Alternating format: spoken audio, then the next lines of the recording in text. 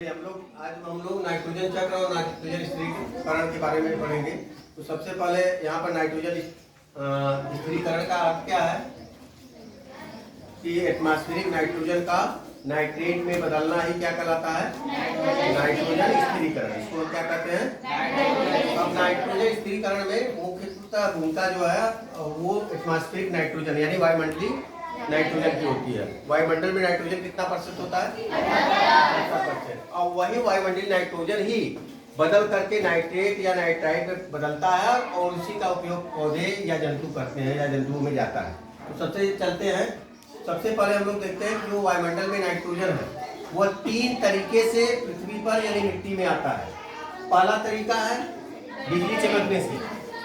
जब बिजली चमकती है तो वहाँ पर क्या होता है कि जो वायुमंडल में नाइट्रोजन है वह किस में बदल जाता है, नाइट्रेट में। और वो फिर कहाँ चला जाता है, पानी की बूंदों के साथ कहाँ चलाएगा, मिट्टी में चलाएगा। दूसरा तरीका है कि कुछ दलहनी फसलों की जड़ों में राइजोबियम नामक जीवाणु होता है जो वातावरण के नाइट्रोजन को सीधे किस में बदल देता है, नाइट्रेट। तीसरा है इसी में है आपका कि मिट्टी में पाए जाने कुछ एजिटोबैक्टर भी क्या करते हैं, उस नाइट्रोजन को वातावरणीय नाइट्रोजन को किस में बदल देते हैं, नाइट्रेट। जो कहाँ चला जाता है, मिट्टी में। इसके साथ साथ उर्वरक के रूप में हम लोग कृत्रिम उर्वरक के रूप में जो फैक्ट्रियों में बनता है वो अभी एटमॉस्फेरिक नाइट्रोजन यानी वातावरणीय नाइट्रोजन का रूप होता है। हम उसको विभिन्न रूपों में फिर कहाँ डालते हैं, मिट्टी में, और मिट्टी में फिर किस में बदल जाता है, वो नाइट्रेट में। अब ये जो मिट्टी में नाइट्रेट पड़ा है उसको कौन लेंगे, पौधे लेंगे। तो पौधे किसका निर्माण करेंगे, नाइट्रोजन से प्रोटीन का निर्माण करेंगे। और उसको प्रोटीन को यानी पौधे का भोजन को हम लोग या जंतु किस रूप में लेते हैं, भोजन के।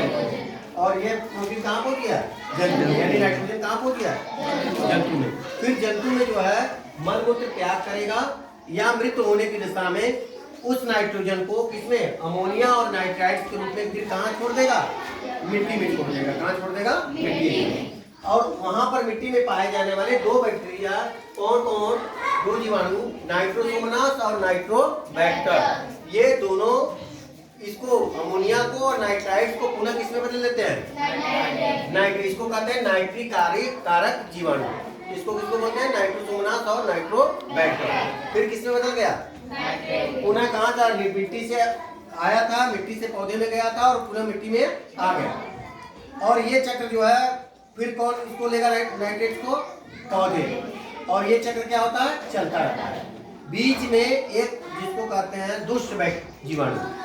दुष्ट जीवाणु का मतलब हमारे जो स्थिर, हमने नाइट्रोजन को स्थिर किया है वही नाइट्रेट्स या नाइट्राइट्स को ये जीवाणु क्या कर देता है, वातावरणीय वायुमंडल के नाइट्रोजन में बदल देता है। वह कौन सा नाम है, थायोबैसिलस डीनाइट्रिफिकेशन।